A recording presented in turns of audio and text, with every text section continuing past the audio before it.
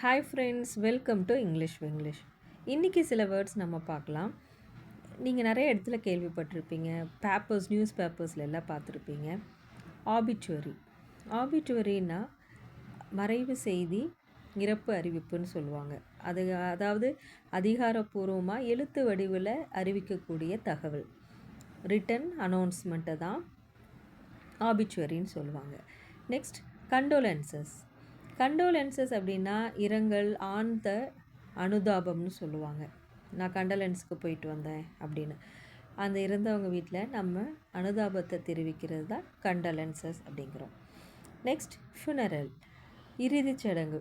ஒருத்தர் இறந்துட்டாங்க அப்படின்னா அந்த இடத்துல நிறையா சடங்குகள் அவங்கவுங்க ரிலீஜியஸில் செய்வாங்க பார்த்தீங்களா, அதை தான் ஃபியூனரல் அப்படின்னு சொல்லுவாங்க. நெக்ஸ்ட் ஒன், ட்ரிபியூட்னா மரியாதை செலுத்துதல், அஞ்சலி செலுத்துறதுன்னு சொல்கிறது. இது மேக்ஸிமம் நம்ம ஆர்மியில் இருக்கிறவங்களுக்கு, பெரிய பெரிய பதவியில் இருக்கிறவங்களுக்கெல்லாம் நம்ம மரியாதை செலுத்துறது அப்படின்னு சொல்கிறது ட்ரிபியூட். Next, memorial. நினைவு அஞ்சலி அல்லது நினைவு நிகழ்ச்சி அப்படிங்கிறது தான் மெமோரியல்னு சொல்லுவோம். ஓகே ஃப்ரெண்ட்ஸ், இந்த மாதிரி வேர்ட்ஸ் உங்களுக்கு வேணும்னா கண்டிப்பாக கமெண்ட் பண்ணுங்கள், ஷேர் பண்ணுங்கள், சப்ஸ்கிரைப் பண்ணுங்கள். Thank you friends.